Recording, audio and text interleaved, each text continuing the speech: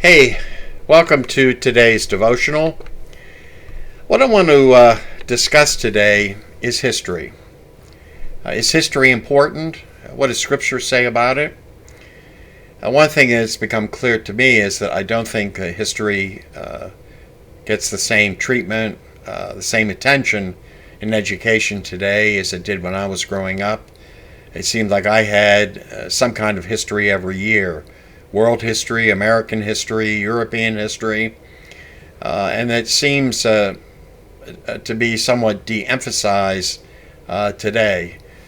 I even hear comments about why should we study what dead people did. And they're in some good company. Some famous people had some interesting views on history. Stephen Hawking, that famous British physicist, astronomer, said this: "We spend a great deal of time studying history, which, let's face it, is mostly the history of stupidity." Playwright George Bernard Shaw said, "We learn from history that we learn nothing from history." And perhaps one of the most famous is from Henry Ford: "History is more or less bunk." Well, from my point of view, fortunately, not everyone feels that way. Here's a quote from Dr. Martin Luther King Jr.: "We are not makers of history, we are made by history." And one you might have heard before, attributed to philosopher George Santayana: "Those who do not remember the past are condemned to repeat it." Well, what does Scripture say? Let me read a couple passages. Psalm 78, verses 3 and 4. "Things that we have heard and known, that our fathers have told us, we will not hide them from their children, but tell to the coming generation the glorious deeds of the Lord, and his might, and the wonders that he has done." Deuteronomy 32:7. "Remember the days of old, considering the years of many generations. Ask your father, and he will show you, your elders, and they will tell you." So for the Israelites, anyway, history was important to them. It told them where they came from, who they were, and where they were going, essentially. And the Bible has lots of history in it. Books like Genesis, Exodus, Numbers, Joshua, Judges, Ruth are essentially historical books. They are talking about events. And then we have those that are even called historical books: Kings, Samuel, Chronicles. Even the New Testament has a significant amount of history in it. The four Gospels are accounts of the life of Jesus while he lived on earth, and we have the book of Acts, which is a historical account of the early church. So our Bible is not just a series of religious principles. Not every book is written like Proverbs or Ecclesiastes, but these are stories about God interacting with his people. And they are not just stories about Israelites and early Christians. They are stories about ourselves, aren't they?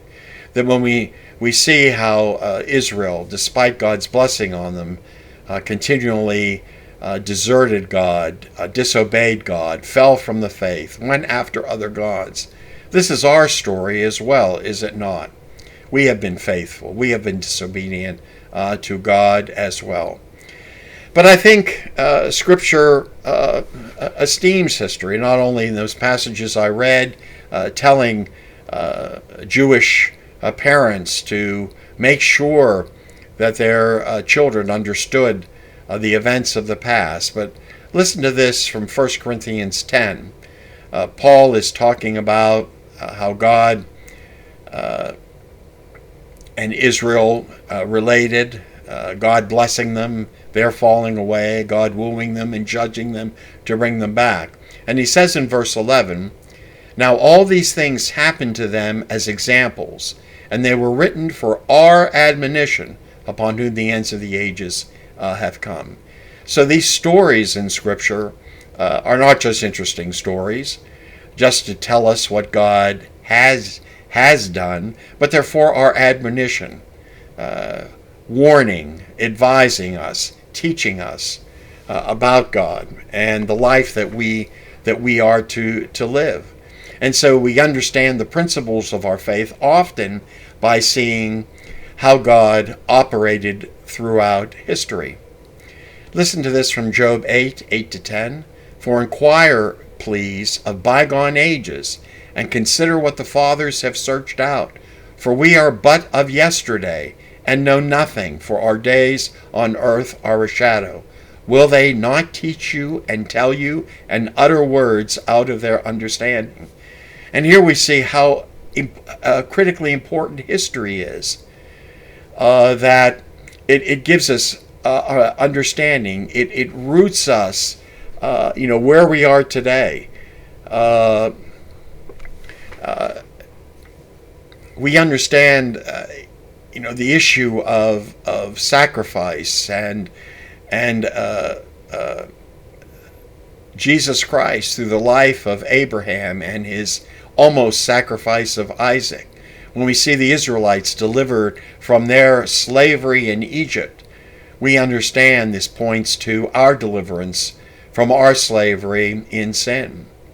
We look at the cycle of Israel moving from loyalty to apathy to apostasy, the judgment of God falling upon them, moving into revival. We see that repeated over and over again in the history of the church, and perhaps even through our lives personally. Much of our faith is based upon once in history events. Jesus only came 2,000 years ago to live as a man. He's coming again, but he's not coming in that same way. And so our faith is rooted in history. I want to read something else from Psalm 78:7. Again, talking about God's history with Israel. And in verse 7 it says that all of this has happened that they might, the Israelites that is, might set their hope in God and not forget the works of God, but keep his commandments. That is through history that we get hope when we see his deliverance of his people, despite sometimes their sin and disobedience, that God did not leave them nor forsook them. That to see the wondrous power and miraculous deliverance, this gives us hope, especially during these times. And we're going through COVID and the protests and seeing our very culture and society being challenged. We have hope that we understand that God's going to protect his people. He's going to deliver us if times even get worse. How about this one from Psalm 78?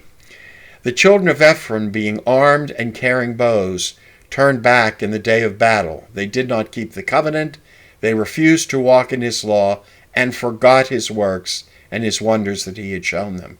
When we forget the works of God, we are more prone to drift into rebellion and disobedience. I want to tell you that history, all history, I think, is important. Not just the history that we see in Scripture, the history of the Jews, or even the history of the church. Scripture tells us that all things, all events in history, God's involved with them. Acts 17:26, and he has made from one blood every nation of men to dwell on the face of the earth, and has determined their pre-appointed times and the boundaries of their dwellings. Isaiah 46:10, declaring the end from the beginning and from ancient times things which have not been done, saying, my purpose will be established and I will accomplish all my good pleasure. God's involved everywhere, in all peoples, at all times, whether they are Christian or not. And we can see the hand of God moving in history, even beyond biblical times. Christopher Columbus writes that he was inspired by God to sail west, leading to the quote, discovery of the Western hemisphere. Our own history in the United States is so inextricably tied with our Christian faith. We see the creation of Israel in 1948, coming out of such horrible times as the Holocaust. But the hand of God was there, using, even the wickedness of men to bring about the restoration of the Holy Land. Going back through history, again, whether it's biblical history or not, we see empires that rise and fall. We look at Nebuchadnezzar, what happened to him when his head got too big, so to speak, and God brought him down. And he's been bringing empires down left and right over the past thousands of years. Even today, as we deal with the coronavirus, Scripture talks about pandemics and plagues and so forth. My hope is that we would be wise about our understanding of history, so that we, as the Old Testament talks about, the sons of Issachar understood their times. Do we understand our times? Do we understand history, so that we will not, as Santayana warned, repeat the mistakes of the past? And it's not just biblical history, world history. Your history is important as well. When I thought about my life, I guess maybe the older you get, you start thinking about where you've been. I think about a verse from Psalm 23, goodness and mercy shall follow me all the days of my life. And when I think about the events when I got saved, when I was 20, and I can see now the hand of God was moving in my life even years before I actually got saved. So, esteem history, folks. If you could learn it, understand that God's speaking and teaching us through it. And as the events unfold, we will continue to learn more about our God as we see Him move in our lives and in the events of the world. So thanks for listening, and we'll see you again soon.